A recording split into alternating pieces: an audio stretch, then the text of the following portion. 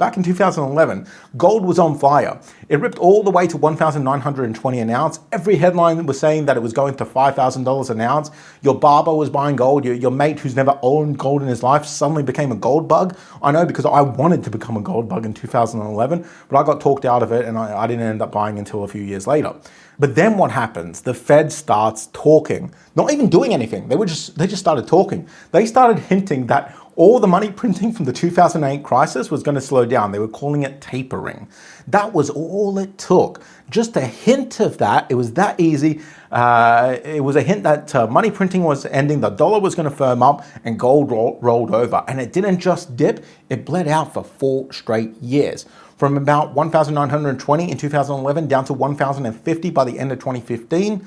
It was a 45% collapse. If you bought the top, you lost nearly half of your money, just like, if you bought the top in 2025. I mean, if you were dumb enough to sell, you lost half your money, obviously. If you actually bought a lot of gold and silver around there, like I did, then you would have been fine. But you see where I'm getting at, right? When these crashes happen is often a really good time to buy, because gold goes up for a bit and then it goes down. And when it goes down is generally the best time to buy, not when it goes all the way up. Now, here's the moment where the dumb investors get absolutely wrecked and the smart ones win. So let me show you how. Picture a guy running a leveraged gold trade. He borrowed money to buy gold that he couldn't afford because on the way up, that's what people think you need to do to make money. But then gold starts ticking down. It tops out, it starts ticking down. His broker calls him and says, put more cash in this position or we're gonna margin call you.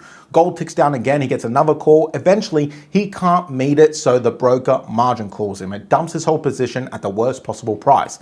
And that forced selling pushes gold down even further when it's multiplied thousands and thousands of times over, which triggers the next leverage guy's margin call, and his selling triggers the next one. Now imagine this across hundreds of, millions of orders, millions of people. It causes price to crash. So that's how the dumb money gets absolutely crushed on gold. It's just a chain of tourists getting liquidated one after the other all the way down.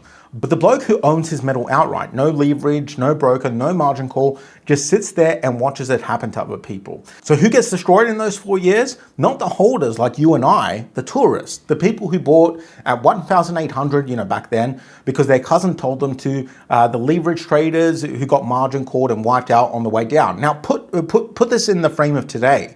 Gold ran to nearly 5,600 an ounce. The Fed is firming up. The dollar is at 1-year highs. The tourists are panicking. They're getting margin called and all that kind of stuff. We're standing in the same exact spot we were in 2012. Anyway, guys, if you found this interesting and want to hear more about it, make sure to watch the full video. It should be popping up on your screen sometime now, somewhere here maybe.